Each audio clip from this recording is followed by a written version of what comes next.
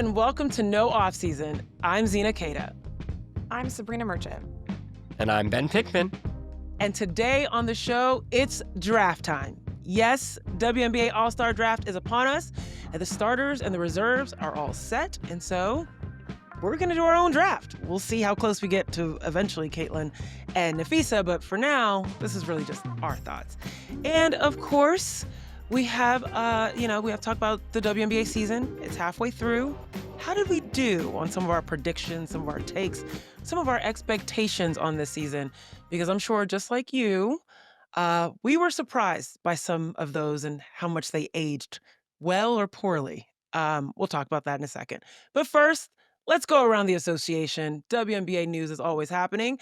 And I want to first shout out Nneka. She has just been killing the record books. I don't know who keeps track of that stuff, but I know they might be a little annoyed, very proud, but a little annoyed about how much Nneka keeps just messing things up for them in terms of moving up the ranks. She started the season number 10 on the WNBA all-time scoring list. And then in May, she surpassed Candace Parker, moved into 9th. And then last Thursday against Atlanta, she scored 24 points and moved into the 7th position, moving past Sue Bird and Cappie Pondexter. And then she continued on, and now she's 8th in rebounding, 6th in steals. Between Candace Parker and Nneka, now Candace being retired, I don't think she's going to be moving anytime soon, but Nneka being formidable, available, I think that's huge.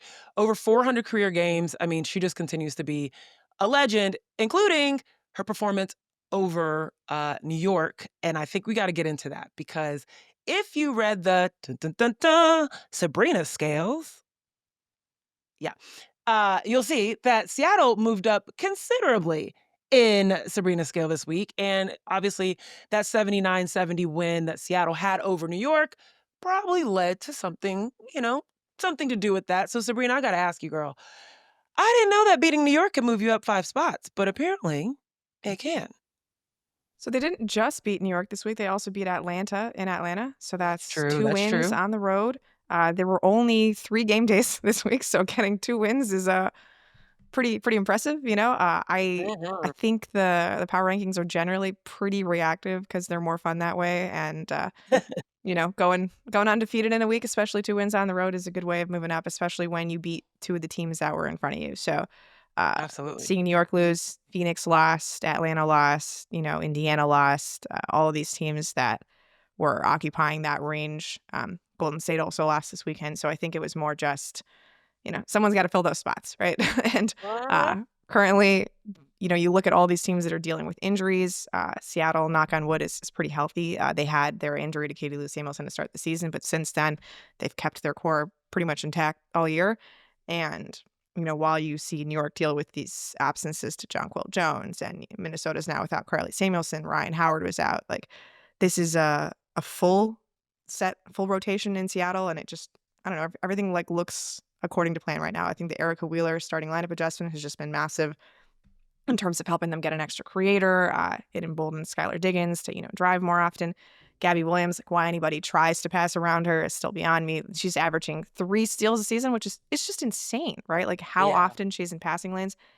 Nneka, Skylar said it, right? Perhaps the most disrespected MVP of our lifetimes. Just a top 10 player in every statistical category you want to go through. Crazy, of all right. time. And then you have Dominique Malonga, right? Just the next generation in Seattle who took it to Stewie a couple times during this particular matchup. So yeah, a lot going right, at least for this week for the Seattle Storm. Yeah. It was very exciting to see Dominique Malonga catch the ball in traffic, not put the ball down, no dribble, and finish through contact at the rim, at the buzzer, in a quarter. I was like, Dominique, we are proud of the growth. I mean, we knew she could do that from France, but to translate it into the WNBA, it's been taking a little bit of time, more than some Seattle Storm fans has probably been expecting. But yes, it's all coming together in Seattle. Ben, you were there. You got to see it in person. What was it like for you? Yeah, I mean, I think that was one of the things that jumped out to me just about that Seattle Storm win was just she didn't play the first half of that game. And she came in late in the third quarter in for Nneka, and she had 11 and 7 in 5 minutes, her first 5 minutes of play, including one sequence that I recommend everyone going back and rewatching. And you can find this on the internet because people have clipped it. of her hitting a like one-legged kind of turnaround post jumper over Stewie, and then on the other end of the floor defensively, the ensuing defensive possession, you see Dominique Malonga's length disrupt Stewie as she goes for a layup attempt on that other end of the floor. And it was like, okay, there are not many players who are longer or maybe more athletic than Breanna Stewart, but you saw multiple occasions at the end of the third and early fourth quarter of Dom was able to just kind of like outreach, outjump Stewie on inbounds passes in the post, and that really jumped out to me. The thing I will say, though, is you mentioned that, things are really starting to come together for her, Zena. I think actually, like, it's still very much a work in progress here. Sure. Because, like, she played 2 minutes on Friday night against Atlanta, and that is, I think, also notable in context for how she played on Sunday, because Gabby Williams said that after the Atlanta game, that Noelle Quinn actually like voiced to Dominique that she actually wasn't ready to play and perform against some of the Atlanta bigs. But she kind of came back, put that game behind her, learned from it, was prepared, and then played the way that she did against New York. And that was what was really impressive for Seattle. I asked Nick about this. Gabby talked about it post-game too, is that like Dom doesn't care who's in front of her. And we really saw that on full display. And so for me, as impressive as anything was that she did it after barely playing 2 nights earlier. We should say Seattle Storm too, overall, like they held the New York Liberty to 2 field goals made in the third quarter. Like that's as good of a defensive quarter as you were going to see. And to do it against New York was super, super impressive. Absolutely. Yeah. I think that Noelle Quinn, from what I've seen, and this is just like observation of like what cameras are catching and picking up on, is she is so patient with Dominique Malonga in communicating to her, what it is that she needs to be doing, or if she's frustrated out on the court, like stopping her as she's coming in from a timeout to be like, this is what happened, or next play, et cetera. And Dominique has commented on this, Noelle Quinn has commented on this, even Nneka has commented on this, of just like how much I can imagine that Dominique Malonga is probably frustrated. She's like killing it overseas in Europe, and then coming into this situation as a rookie, still figuring out how her length plays out here on the court when you've got these driving guards that you got to make room for, or you've got players that are her height but are stronger than her, bigger than her. And so this is definitely going to be still a work in progress. I like what you said. But let's talk about these rookies because, as Dominique Malonga is still figuring out her footing, there are other rookies that are just taking off, including obviously the rookies in Dallas. And Dallas, oh, okay. Yes, Paige Bueckers, first-time All-Star. We know the lights are bright around Paige. But NC State, where y'all at? Put your wolf packs up, okay? Because Isaiah James came in 28 points, 6 rebounds, 6 assists, 5 made threes. She actually set a record, third best rookie performance. Third best rookie performance in franchise history to record a game with 25 or more points, 5 more rebounds, or 5 more assists, according to the team. So making history alongside Paige Bueckers, who's consistently made history throughout this season so far. But this is someone at NC State, walking bucket. And it's really been about opportunity because Arike Ogunbowale's been sidelined, as well as Dejanay Carrington. And Sabreena, like, when you think about the ways that not only Paige, but also Isaiah James has come in and just been so fearless in the way they've locked in and performed out on the floor, what allows for Isaiah James to make the impact that she's been making in these last 4 starts as those players have sat? Yeah, I mean, another person who's been out for Dallas is Ty Harris out for the season with a knee issue too. Yeah, So that's that's another right. opening at the guard spot. We should mention the reason why this was a historic rookie performance for the Dallas Wings was they had 3 players who all had 15 points and 5 assists at least, which is the first time this has ever happened in WNBA history. And that third one, JJ Quinterly, who was a 3rd-round pick in this Another last rookie. draft, from West Virginia, usually regarded more of as a defensive stopper, right? Like that affectionately called Press Virginia because how high they pick up the ball, right? So you think of her more as a steals person getting out in transition. The way she's been able to run half-court offense is really a breath of fresh air. You think about just coming into that position as a rookie. She's a little bit undersized, but like the way she performed against Washington in a game without Paige Bueckers, before this little Commissioner's Cup break, and then having this performance against Phoenix when Monica Kolmakani on the other end has been really good at stopping guards Right. like Sabreena Scale in previous contests. Like, this is a good Phoenix defensive team, and you would have no idea that that was the case based on how Dallas just lit them up in this last matchup that they played on Thursday. So I think, Dallas sort of had this offseason where it was like, we were going to bring in all these veterans to support Paige and help bring out the best in her. And it's kind of almost, they needed a younger team for Paige to already be the leader of, because everybody else kind of realizes we got to play through Paige, right? Like, Isaiah makes quick decisions off of what Paige is doing, right? Like, there's no ball in my hands thinking about what the next shot, pass, read is going to be. It's like, no, we go. Like, I think the play that was just all over my feed on the internet was this jump ball within the last 2 minutes where Paige Bueckers is taking the tip and she points to JJ and she goes, go, before the tip is even taken. And then JJ's running to the spot and they just know okay, we got to play with pace. We got to move. That's how Isaiah played at NC State, right? We're going to talk about worst takes later on this podcast. One of the best takes I've ever had back in 2022 was NC State should play Isaiah James more. This girl can hoop. And just every year, this has been the case. Isaiah James just gets better and better. But yeah, I think the way that they like to play with tempo, quick decisions, moving the ball, you see that too with their bigs, right? Even the young bigs are having more success with the rookies than Myisha Hines-Allen. I mean, Myisha Hines-Allen's still been pretty good, but Melissa Smith wasn't really fitting into this, right? Now she's gone from Dallas. Tierra McCowan, it's been a more uneven fit just because of the slower tempo that she likes to play at. But I think they've sort of realized this run and gun tempo and offense with Dallas works. Defense still a work in progress, but that's fine.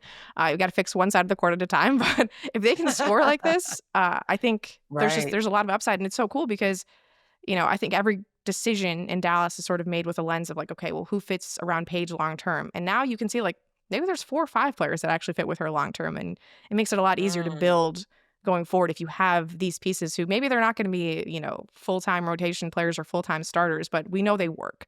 And maybe it's just for a couple games, but there's already an innate chemistry, I think, between James and Quinterly and Bueckers, and it's just really fun to watch because this is not what Dallas looked like even 3 weeks ago. But I think adding on to that, Sabreena, this is why you don't fire the coach after 10 games, right? A lot of people out there on the internet were clamoring for Chris Koklanis to get fired. What is he doing after the first 10 games of his head coaching career? They've won 5 of their last 7 games. As we tape this, they do play Phoenix on Monday night. This is a foundational year for them anyway. As Sabreena was saying, give them some time. Let them sort it out. They're still, probably not a playoff team, and that is okay. But, give them opportunity to learn. We've now done this, the last 2 years. A lot of people clamoring for Christy Sides to lose her job after 10 games last year. We saw Indy kind of turn it around. I'm not saying that Dallas is going to replicate that exactly the way that Indiana did, but let's give the coaches a little bit of time, especially first-year head coaches. The other thing I want to say, though, Sabreena, you just talked about a jump ball. Do you want to get your jump ball take off? Because I know you've been sitting on this one for a few weeks. You mentioned an important jump ball play, and I think the audience, the listenership should hear your thoughts on jump balls in general.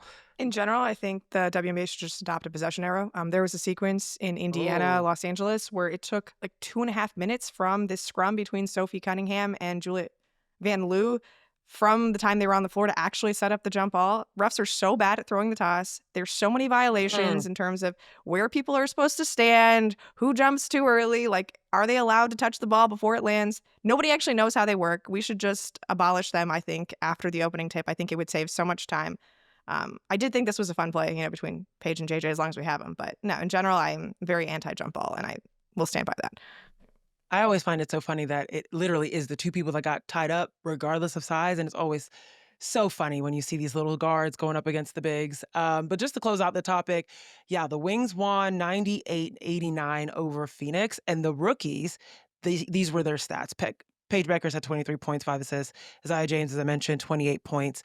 And Quinterly had 17 points and 7 assists. All rookies. Okay. So let's keep it going because rookies also made their splash, being in the conversation of All-Stars, okay? Not all the Dallas rookies. Of course, Paige Bueckers was already an All-Star starter, but we've learned that there were some additional rookies in the mix, as well as some other names, some first-time veterans that are now first-time All-Stars. Let's talk about it. We got to get out into this conversation. When the list came out of the final reserves, which I'll read off right now: Sonia Citron, Skylar Diggins, Ryan Howard, Kiki Iriafen, Kelsey Mitchell, Kelsey Plum, Angel Reese, Alyssa Thomas, Kayla Thornton, Courtney Williams, Gabby Williams, Jackie Young. Gabby Williams, first timer. Kayla Thornton, first timer. And in terms of veterans. And then you also have Sonia Citron, Kiki Iriafen, also being first timers. I love to see Courtney Williams and Skylar Diggins back being All-Stars after, I think their last season was 2022, being All-Stars. But anyone surprise you in that reserves list? I mean, I was surprised that Bree Jones of the Atlanta Dream did not make the All-Star team. Okay, yeah, that was a snub, I think. Major recent omission. Dan Padover, the GM of the Atlanta Dream, he told me that it was one of the most ridiculous things he's seen in quite some time, which is an interesting quote from a GM to make. I also thought Brittany Sykes not making the team was a really interesting omission. If we're gonna play like a snub, I was pretty surprised that both Washington Mystics rookies made the team. To me, I think Sykes should have been the Washington Mystics representative, not the two rookies, all told, who did make it. I was also a little bit surprised that Courtney Williams made the team as the second Minnesota Lynx player. I thought Kayla McBride or Alana Smith both had really strong cases, so that was definitely a spot I was not anticipating. But I think all told, and I'm sure you have some thoughts here, Sabreena, I saw Kevin Pelton of ESPN send this out on Blue Sky, and I totally agree with it, and started to ask some people about it. The coach's overall logic was kind of puzzling because it wasn't clear, how much team success was rewarded was super inconsistent in these picks. Current performance versus established level of play, super inconsistent. And full season versus recent performance, was inconsistent. There just didn't seem to be a lot of principles that we can fall back on as to here's how the voting body made the decisions that they did. Maybe part of that someone was talking to me about was because we have a lot of new head coaches, right? More than half the league is new head coaches. So this is their first time voting. We don't know their voting tendencies. Maybe we're getting a little too in the weeds right now talking about coaching all-star voting tendencies. But and Cheryl Reeve talked about this too after their game on Sunday night. Minnesota is the best team in the league. They have 2 All-Stars. Washington has 2 All-Stars. Make sense of that. Some teams, I think Seattle's well-deserving to have 3, but there were just some interesting choices. How do you not have Bree Jones, who, is an elite offensive rebounder? She's at the top of the league. I want to say top 5 in win shares overall. Just 8 double-doubles, playing the career best. How is she not an all-star? There was just a bunch that was eyebrow-raising, I would say. Those are my kind of initial takes when I saw the list. I would argue that there was actually a lot of consistency. There's just some principles that I would agree with. It was team success doesn't matter. It was games played is actually a really big deal here. Kayla McBride misses the first part of the season, before she starts. Brittany Sykes has just missed a few games with an injury, right? You look at the players who did make the list, they all have pretty sterling health records. I think counting stats seem to matter a lot more than advanced stats, on-off numbers or, win shares, like you mentioned. To me, there is a pretty consistent look at what these all-stars represent. It's just not necessarily how I would have decided to go with it.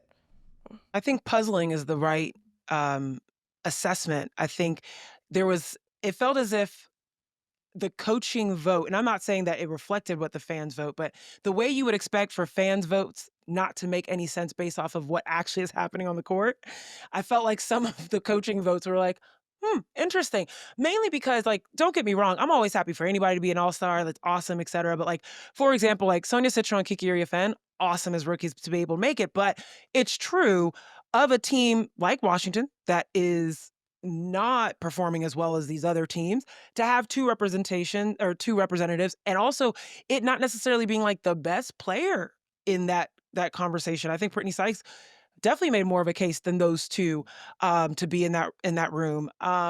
Bree Jones, absolutely. I mean, that I feel as if that was a popularity context fail, right? Bree Jones isn't one of the most flashy, marquee names, excuse me, in that conversation, and maybe that's why. But the coaches shouldn't be worried about that, right? Like Right. that's a fan situation, and so that was very interesting there. Any other? I thought, if we're going to talk about teams that are under 500, could have had another All-Star. I definitely thought Dearica Hamby could have made a case to be in this conversation as well. It was puzzling. I like that word, Ben.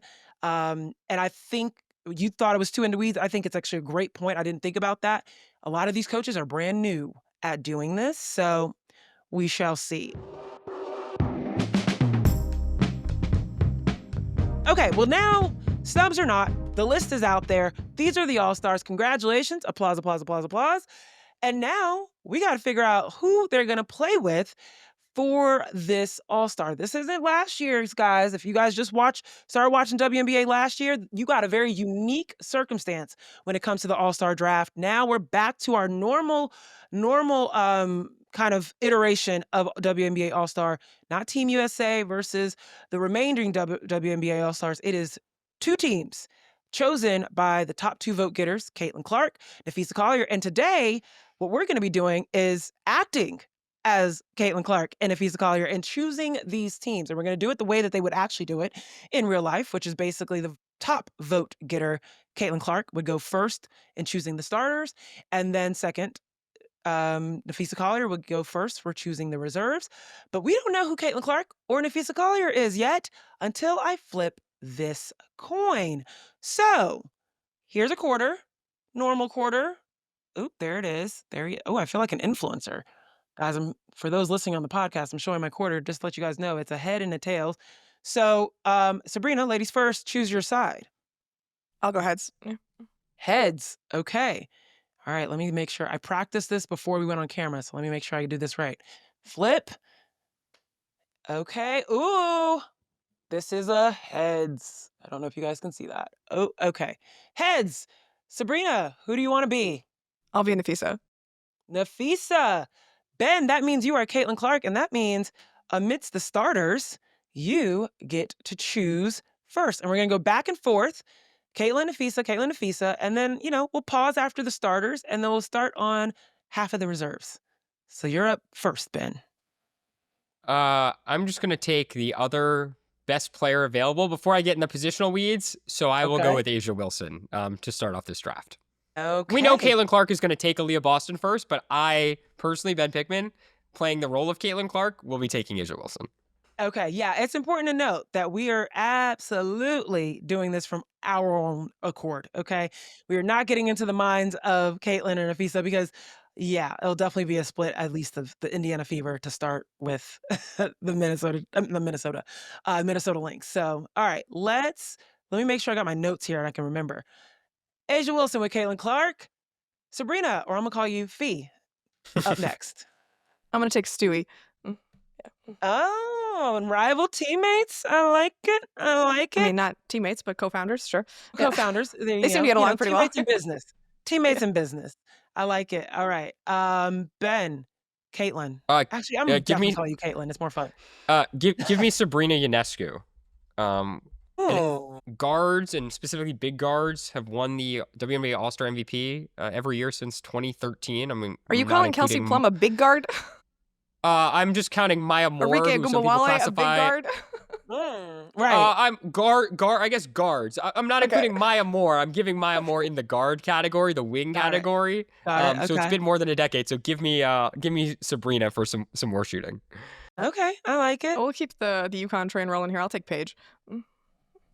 Oh, staying within the lineage. Gino would be proud, Fee.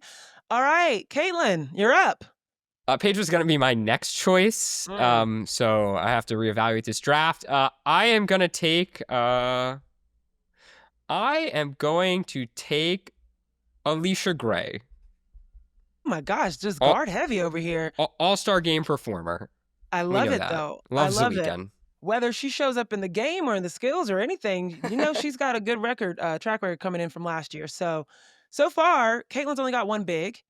And then Fee, you've got two quote bigs. And Paige, where you want to go but next? there's no more guards left in this pool. So we'll just keep choosing bigs. That's fine. I'll go with Nneka. Nneka. Nice.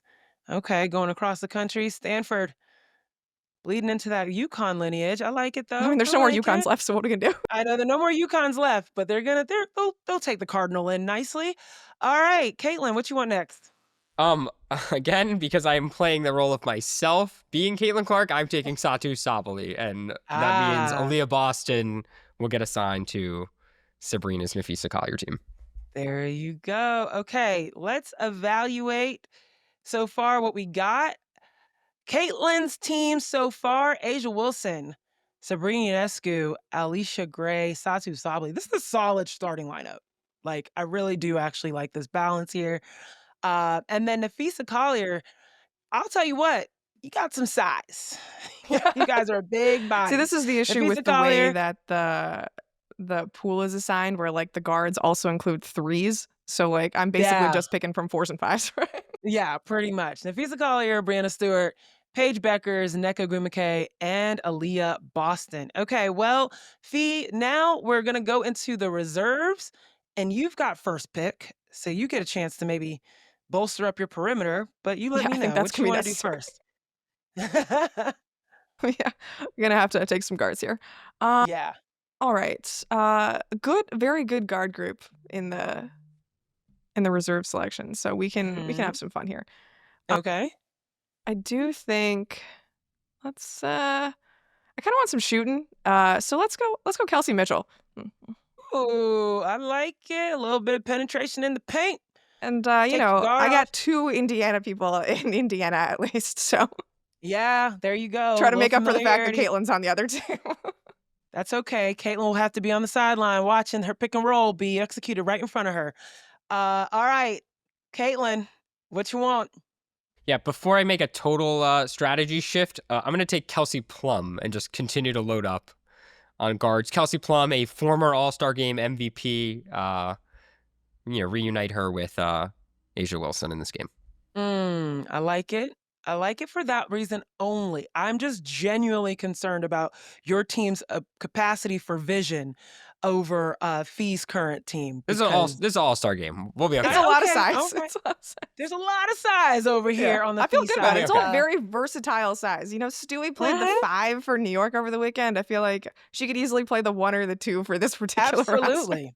You pretty much have a team that can take the ball off the rim and go outside of Aaliyah Boston, maybe. So, yeah, let's keep going, Fee. What's up? What do you want? All right. Speaking of players who can take the ball off the rim and go, I'm tempted to go Alyssa Thomas here, but she has not shown a lot of interest in All-Star games before, so I'm not sure that this is the play that I want to take her. Let's just get a little bit more ball handling. I'm gonna go Skylar Diggins. Skylar Diggins, nice. Love that choice. Okay, Skylar Diggins and Nneka getting to play again together. I like it. Caitlin, what's the rebuttal? I'm going to take Angel. Angel for Reese, a little got you size some- and front court presence, some rebounding. Yes, and also somebody that can take the ball off the rim Grab and go. Oh, there you go. I like it. All right, Fee, keep going. All right. In terms of getting some more players on the same team who are teammates, we'll go Courtney Williams here. Courtney Williams. You're getting a lot of buckets. Kelsey Mitchell, Courtney Williams. I like this. I like the quick foot speed on this side. You see it, Zena. Caitlin, what'd you say?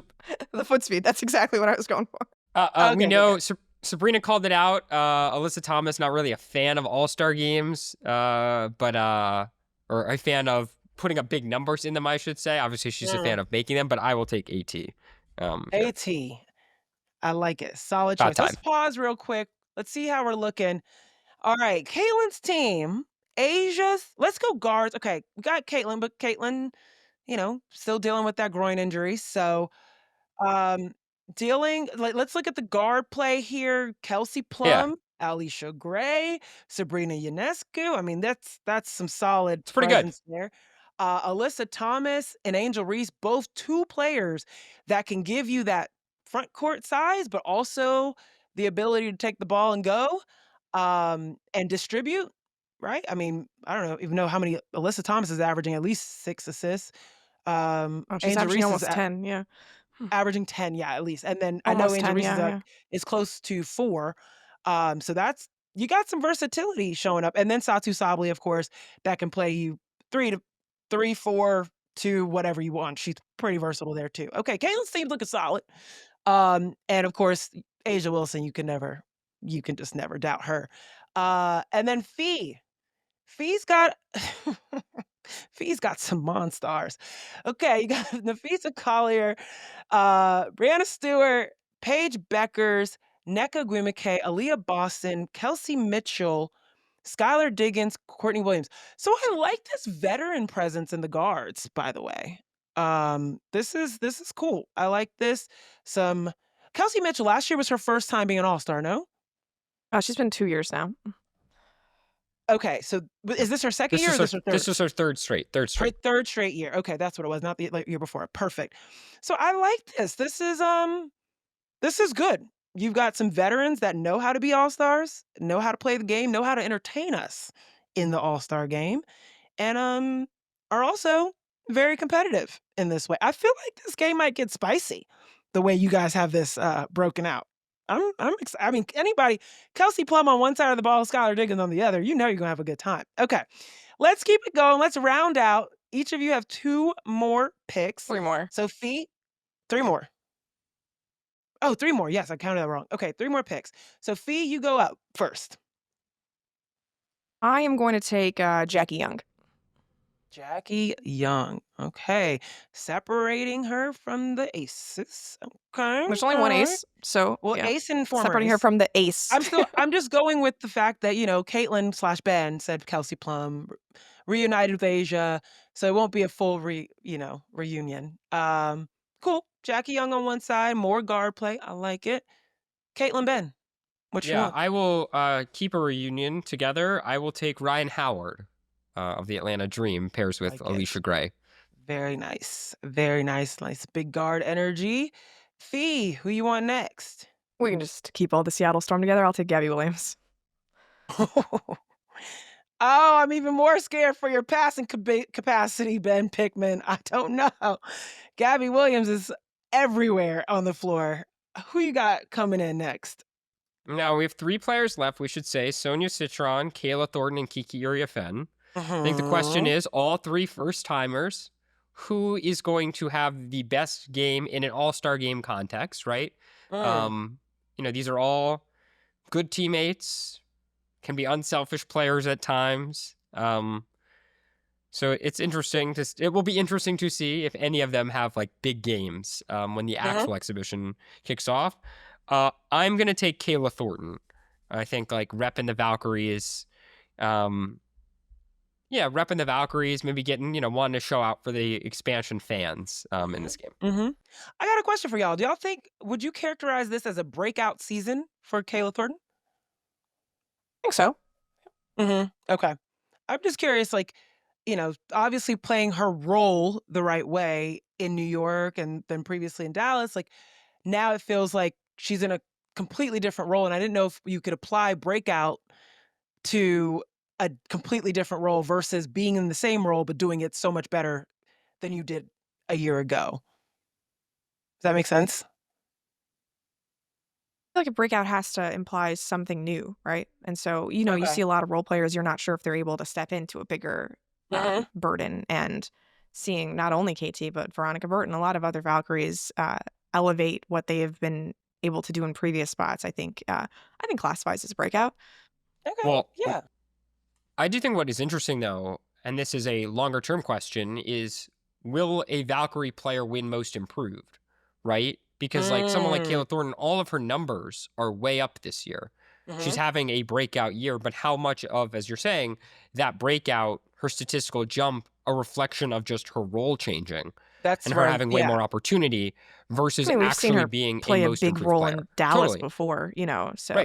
Right. Right. Yeah. Yep. Yeah, right. So I'm just curious as to how it plays out, or how it's viewed. Because some people say, well, of course, duh, you're gonna have a breakout when you are a starter now and you play in significant minutes and all the above. But I would still say, like, it's a breakout because, as you mentioned, Sabrina, there was an opportunity for Kayla to be or get into this type of position in Dallas and have this type of production before she went to New York, and we just didn't see it in this way. So awesome for Kayla Thornton. And now, Fee, you got a choice between the two The rookies, Mystics, yeah.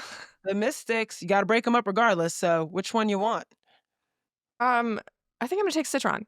I'm a little worried about leaving Mm. all of the really good offensive rebounders on Team Caitlin, but I also, every time I see Citron guard Paige Bueckers, I don't think Paige likes it. So we're gonna keep Citron on this team. Ooh, okay, thinking for the future. I like it. I like it. Okay. Now they're teammates, so that'll be great. Um, and then of course that means Caitlin Ben, you're rounding out with Kiki Area Fenn. So you got some solid size presence. After, I ain't gonna lie, when we started, you had me in the first half. I was a little concerned about your ability to get some size, get some vision, get some rebounding, and now you've rounded out really nicely with your reserves in Angel Reese, Alyssa Thomas, Ryan Howard, Kayla Thornton, and Kiki Area Fenn. And then Fee, I was a little concerned that you couldn't get the ball at the four, but now you've got really good guard presence: Skylar Diggins, Courtney I don't Williams, think I Jackie drafted a Young. single big in the reserves. Uh, yeah, right, exactly. Gabby Williams and Sonia Citron. So you flipped it around that way, but it actually worked out really nicely. And to me, I think that's a testament to the All-Stars are pretty well balanced. They actually are pretty well represented in terms of their size, their skill, and their capability. What do y'all think about y'all's teams? Fee, I'll let you go first. Yeah, I mean, I'm realizing now that, like, other than Asia and Aaliyah, like, I don't know that I would classify anyone as a center really on these All-Stars. No, yeah. A lot of power forwards, which goes in Mhm. line with what we've talked about, the depth at that position. But yeah, I mentioned this on Blue Sky actually, but I thought it was interesting that even though conferences are not required for voting here, there are an actual even split between Eastern and Western Conference All-Stars, both among the starters and among the reserves, which is strange. But we'll see if that Wow. continues. Yeah, that is random.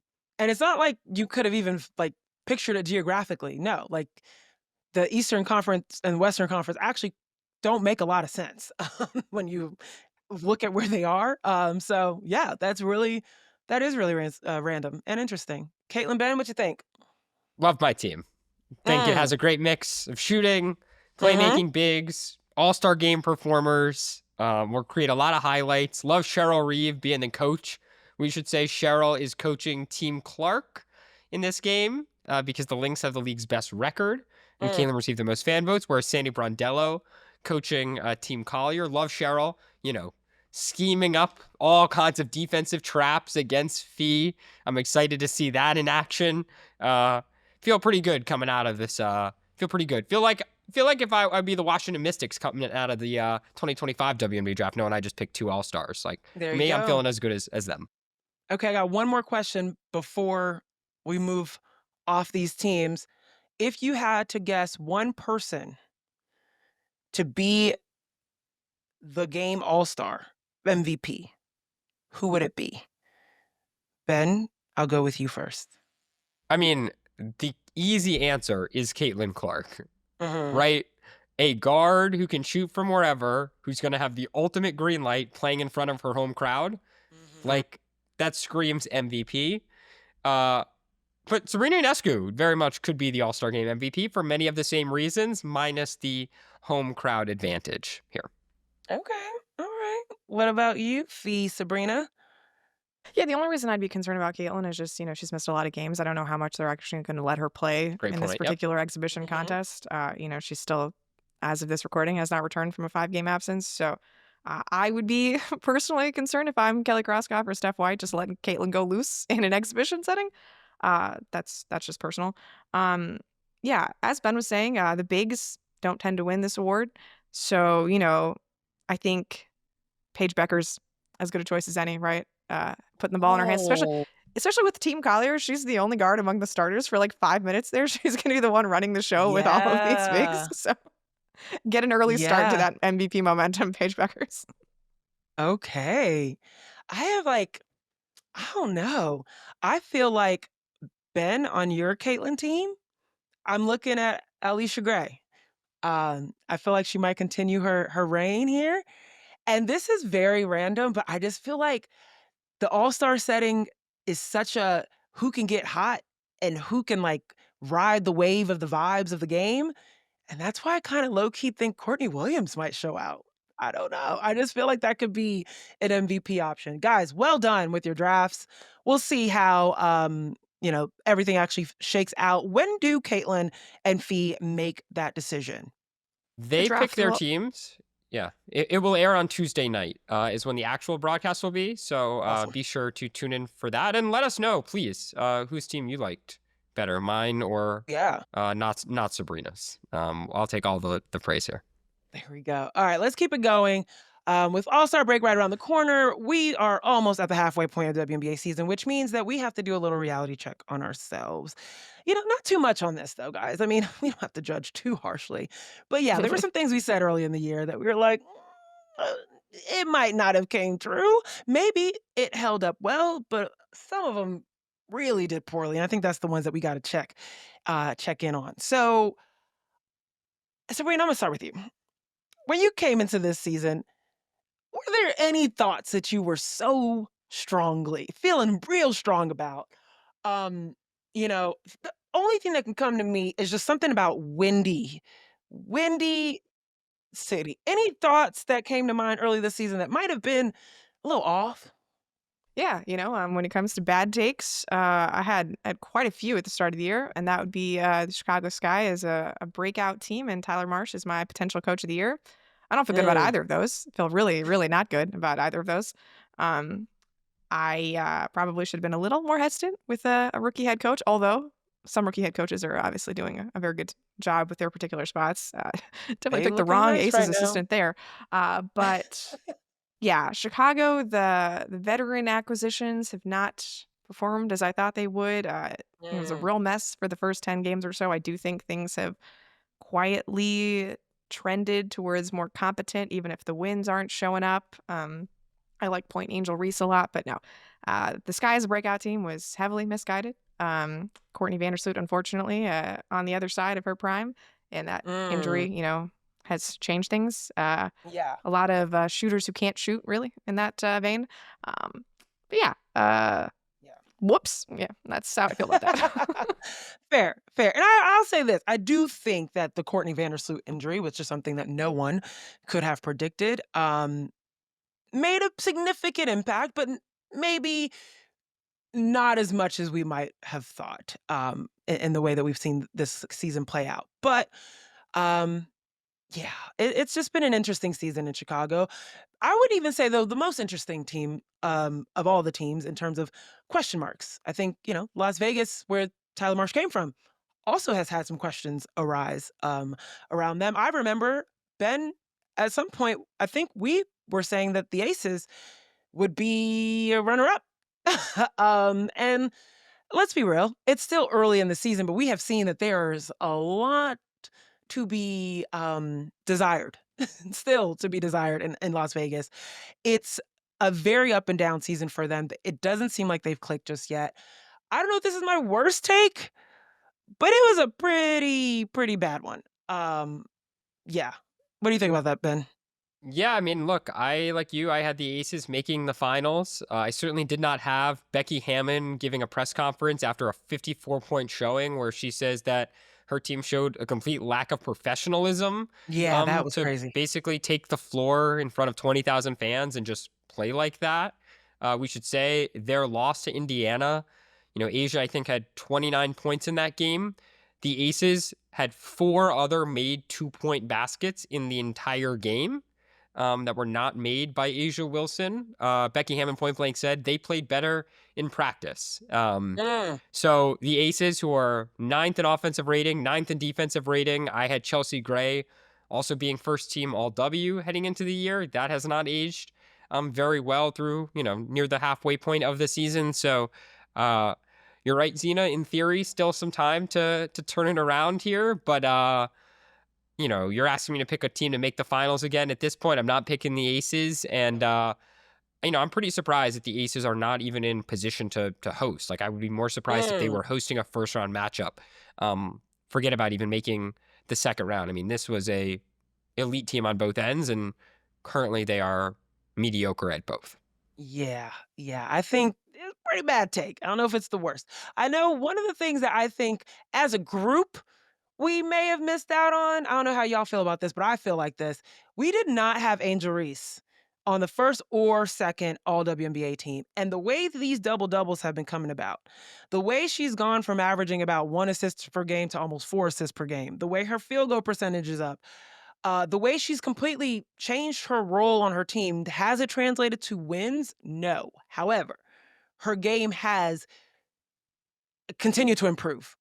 We've seen an outside shot develop, a little mid-range, a little outside shot. We've seen her again be a point angel, as Sabreena mentioned. I personally feel like she should have found a way now on at least our second WNBA All-Star team. This is one I think a bad take from me. What do you guys think about that one?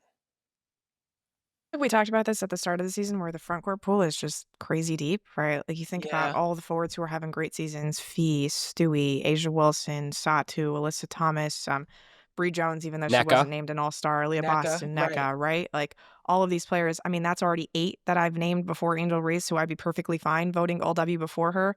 And that's Mm, before we get to the fact that, like, personally, I like to vote 3 forwards and 2 guards on each of those. So you'd have to be in the top 6 for me to get you on an all WNBA team. So, I mean, I think Angel deserving all-star, I don't have a problem with that. That's top 22, top 10. It's mm, just a more elite club. And yeah. I feel good about, like you said, some of the gains that she's made this season, but it's just a really high bar to clear. Agreed. Okay. That's fair. That's fair. I think that one's still baking then. Well, I'll tell you one thing. When you talk about takes that we've had and ones that look good in the oven, one has been still looking good in the oven, but someone has been putting a little bit too much heat, turned up to the point that it might burn. And that was my take on the rookies. The rookie of the year being somewhere maybe in the nation's capital in Washington rather than maybe anywhere else in the country. Well, there's a rookie in Dallas, obviously, that is looking at that oven and being like, oh, really? Oh, really? Let me ruin your recipe real quick. So I don't know. We'll see on how that feels later on in the season. But I feel like halfway through, it's still looking good. I just have to keep making it, just checking it to make sure that it doesn't get a little bit too burned in the oven on that one. Okay. All right. All right. Now we got to think about some new takes. Okay. Um, let's take a second to gather our thoughts, and we'll get right back.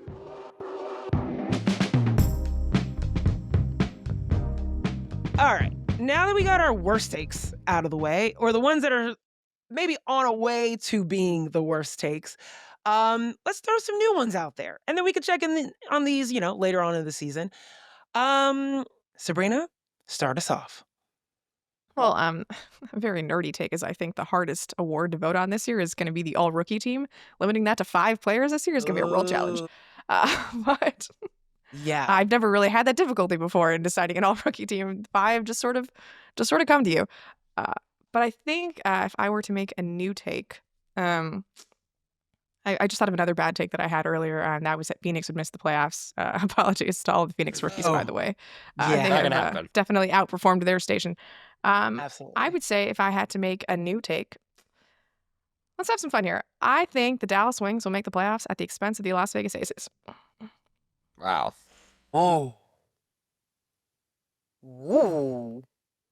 Yep, I think Chris let's go with that. Kokonis needs to clip that and put that into his next, coach's review. And he's checking in with, They only with clip the Kurt, bad things. It's only Miller. negative motivation, Yeah, you I was gonna say I think the Aces should clip that and hang that in the Sure. locker room. Nalissa Smith's locker Well, in I'm just particular. saying that if Kurt Miller's having conversations with Chris Kokonis, like, man, come on, man, come on. He's like, wait. But look what Sabreena said. Just wait, okay? Sabreena said we can make it. Yeah, I like it. It's a good one. That's a really hot take. That's like not I only should in have the just oven, it's got said that the all Aces the. were going to miss the playoffs and given some other teams the opportunity to make that No, spot, no, but no, no, now no, we had no. to make it I spicier, I like guess. the way you Yeah. frame this. Okay, this is very direct. These are shots fired. I Mhm. like it. I like it. Okay. I got to stew on that one. Ben, what's your hot take? I mean, my hot take is way more boring. One I will say, and this is a take I think Sabreena and I both can agree on, maybe a call to action more than a take. WNBA, can we have more than one all-rookie team in the year 2025 and beyond? I think we should now be voting on 2 5-player rookie teams and not 1. That is a take I think everyone can get behind. That is not my take for this exercise, though I will call it out. My way less spicy than Sabreena take is that there will be 2 first-time members of the All-WNBA first team. Again, that's a little bit in the weeds for some folks. Maybe if I was a little spicier, I would have said 3, but I'm not willing to go there in the spice level yet. But it allows for some flexibility here. Someone like Paige Bueckers, someone like Alicia Gray, someone like Sabreena Ionescu, never made All-W first team. Aaliyah Boston, never made All-W first team. There's just a lot of options that I'm giving myself with. I'm not boxing myself in like Sabreena just did. But it's okay if they've made the second team and then they just move to the first team. That still works with your take. Okay, so very unspicy. Got it. All right. It is very unspicy. Very unspicy, but a take nevertheless. Well, to figure out the level of spice, like how much variance has there been in recent years of that first team? Is it pretty stagnant in the way that, players move in and out that conversation? Yeah, I mean, generally, like people, I think the Stewie, Collier, Asia Wilson trio becomes kind of a write-in. It will be really interesting to see, depending on how New York performs, what happens with Stewie. Like, it would be certainly a take if she made the second team, but like, who knows? Maybe AT, maybe Satu Sabali, Sabreena, Gray has been AT's awesome made this the year. first team before. Right, I'm saying maybe those players leapfrog Stewie in kind of the voting conversation, depending on how New York performs. And I will say this about Jonquel Jones, too. She's missed around 10 games or will have missed around 10 games heading into the All-Star break, but she had played like one of the 10 best players in the league before the time of her injury. So if she comes back right after the break and picks up where she left off, like, she could certainly steal a front court or steal an all-W team spot, too. But she's also been a first-team player before. It's true. That is true. I'm not including her in the take. I'm just throwing her in the, you rattled off some front court players who should be in the mix here in the last take segment, and I just want to throw her name in as well. I like it. Okay. All right. My last thought here. This is going to be throwing some fire into it. Nothing actually to do with basketball, but I think there's going to be a WNBA lockout. After hearing Satu Sabali's comments that the first round was a slap in the face, after the campaign that's been going on, it feels as if this was pretty direct in terms of what the players are looking for, and the conversations they seemingly have been having behind the scenes. For that to be the first go and that to be the response, like we're not even in the same atmosphere, according to what the WNBA players are saying, from what was offered from the WNBA. And now that these 3 new teams have been announced, and I know that the WNBA feels a little bit of strength from that positioning, I personally feel like they might not come to an agreement by October 31st, and there will be a WNBA lockout. I hope not. And on that note, we're going to wrap this up, folks. Obviously, Sabreena and Ben are going to be keeping us covered on all of the things that are going on around the WNBA CBA, but we will see what happens at least on the court. Dallas, just know what your job is. Aces, you got some motivation. And, of course, all of our potential all WNBA first team, possibilities, you guys also have some motivation. Ben Pickman is rooting for you. Well, at least 2 of you. All right, folks, that's going to do it for today. Thank you guys for being a part of this. Let us know how you feel about our drafts. Who did better? Caitlin, Ben, Feast, Sabreena? Let us know. Let us know if that's the route, like the right method too. Stack up on guards, stack up on bigs. Which one first? Let's see. We appreciate you guys obviously tuning in. As always, write out to us, reach out to us. Let us know what you like. Like, subscribe, share, do everything. Listen to us in the bathroom. Listen to us on your walk with your dog. Just be a part of our world. We appreciate whenever you guys join. I love the folks that say that they feel like they're hanging out with friends because Hearts. We love that. Spotify, Apple, YouTube, you know where to find us. And then obviously head on over to our partner, Yahoo Sports Hub, for more content, sports.yahoo.com/women's-sports. On behalf of The Athletic, Ben, Caitlin, Fee, Sabreena, I'm Zena Keita. Thanking you for listening, and we will see you next time. Thanks for tuning in to No Offseason. To hear more, be sure to like and subscribe. We drop new episodes every Tuesday and Friday.